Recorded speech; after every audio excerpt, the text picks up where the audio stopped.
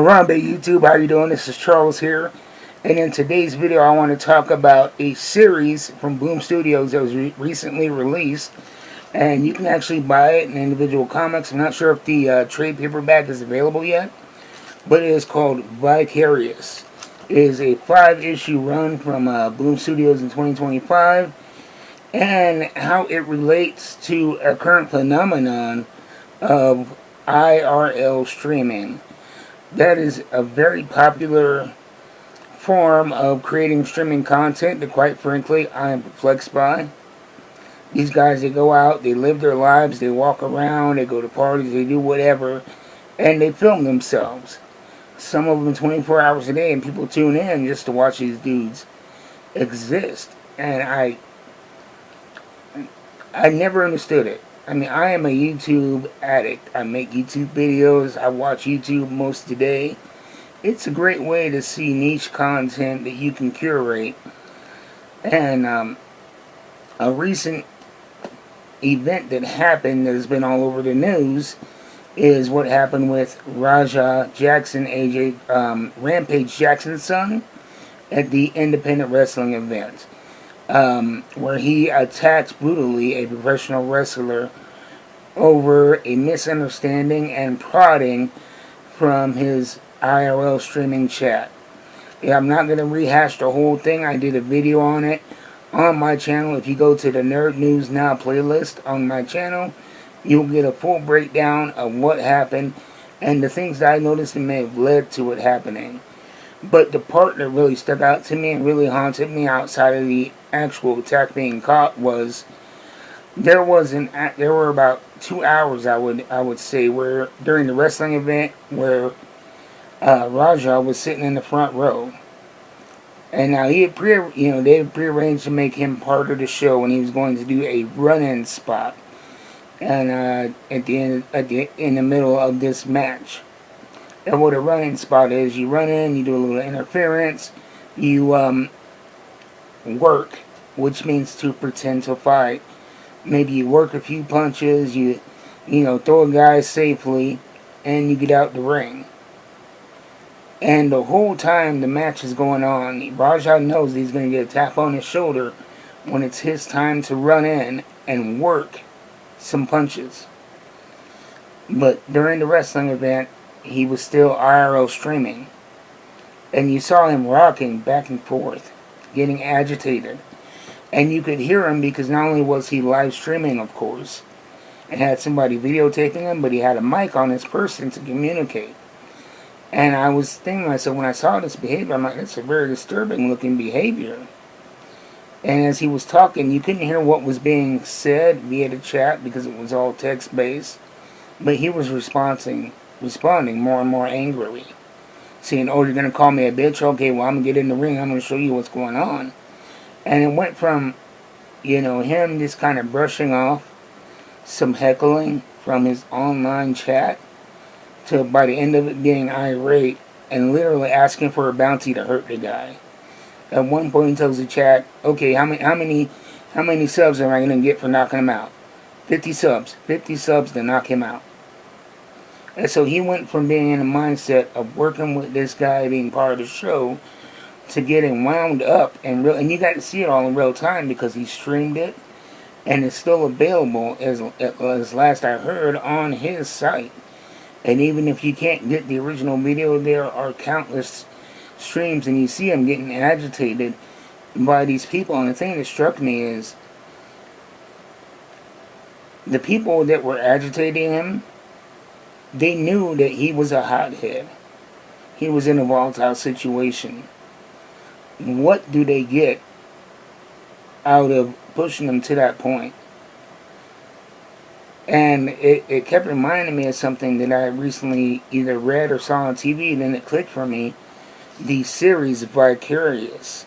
And what it's about a not so distant future where you have a world of proxies. And what proxies are individuals who may be, start out on a lower socioeconomic scale, and they get this technology put into their bodies, into their chest, to where they can transmit their sensations, feelings, what they see, what they hear via the internet. And they use this to make money as proxies. That's why they're called proxies. And it is seen as illegal, underground, and something that's shunned in society. And we follow our main character, Justin Bright. I'm going to call him Justin Bright because that's the name he goes by in most of this, but it is a brilliantly twisted story where you find out about Justin, how he came to find himself in the underground of Chicago, and you find out that he was not so much down on his luck, kid, but a Nepo baby who was looking for a thrill, trying to, get out of the shadow of his parents, and he stumbled into this world of proxies, and becoming a proxy himself.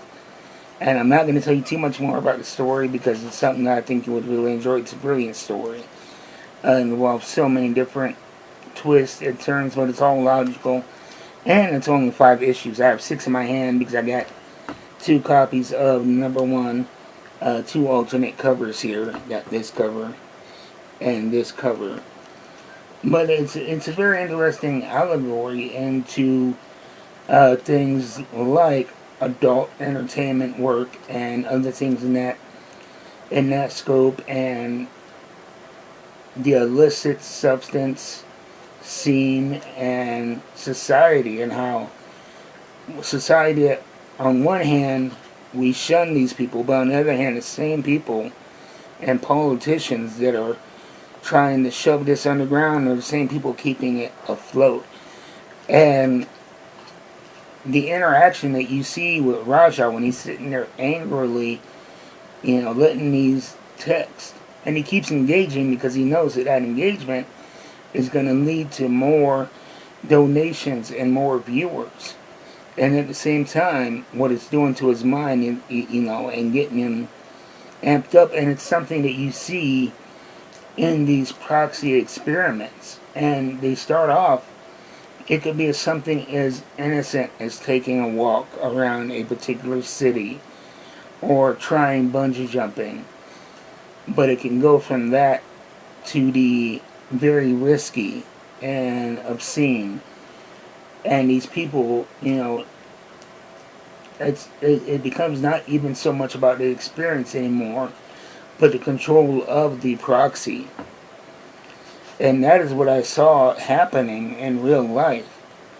And I think that it speaks to the brilliance of the author. It looks like his name is Ryan Parrott or Ryan Perot. I am not sure I pronounced that. I apologize, Ryan.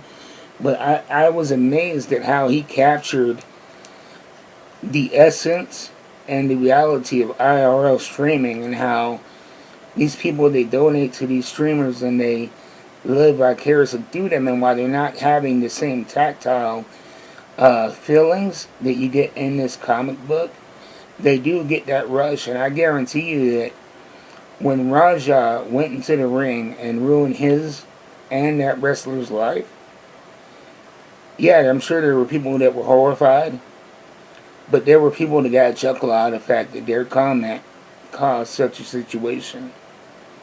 And this isn't me judging one way or another on IRL streaming or technology or whatever. It's just something that, like I said, brought my mind back to this brilliant series from Boom Studio. And I think it's something that, that you could really that you could really enjoy, and there are lots of parallels to life that you see here. And the beauty of comic books is that these authors, they study people, they study history, they study the present, and in a lot of ways they see things, almost telepathically. It's not telepathic, it's putting together all of their experiences and knowledge and predicting what's going to happen. Another great example of that was a series I read called Scarlet. It was from a subsidiary I believe, of DC Comics. It was a smaller company. I cannot remember the exact name of it, but it was about police violence finally pushing this neighborhood over the edge in the Northwest, and it created a standoff between the government and this northwestern city that was taken over by these radicals, the leader of which was Scarlet. And around the time that happened was the time when I can't remember what city it was, but it was in the Northwest, and I remember the encampment was called the Chaz. And it was right around the time of the George Floyd protest. And this part of the city had been taken over, and it was so reflective of that. And I thought it was a recent book, but I think it was written at least a decade before that time. You know, and another book they did that was one called Genius, and the series Genius Cartels. Oh, which I loaned to a friend of mine. I usually have it back in the background there. But another one that really predicted a lot of the social upheaval in America around the 2020s, and some would argue that we're heading toward right now. And so if you need another reason to love comic books, which I don't see why you would, you know, things like this, the reflection that it puts up to society, and it can be a way of understanding something. You know, something as, you know, I'm a 46-year-old man, gonna be 47 years soon. And I don't, like I said, I don't understand IRL streaming. But spending 5 issues with Justin Bright in this illicit world of proxies put it into perspective. So that's it. That's going to be my the video for today. Not the usual in-depth comic book experience. I have reviewed at least one issue of this before on the channel. My recommendation, though, is just really check out this book. It is brilliant, and even more so, in my opinion, with the context of what's happening in society right now. So get this from Boom Studios Vicarious. Look for it on trade paperback, a local comic book store. And if you don't have a local comic book store, I always suggest my friends at Coffee and a Comic. They give you complimentary coffee with every order. They ship nationwide. And it has the second easiest to use website in the country. Midtown Comics is going to be slower shipping, but the prices are good, and the shipping is a little bit higher, but they're going to have pretty much anything you want in selection recently released. They're going to have it for you, so you don't have to worry about availability. And if you're in Wyoming, I always suggest my friends at Spellbound, Apothecary, and Entertainment in the East Ridge Mall in Casper, Wyoming.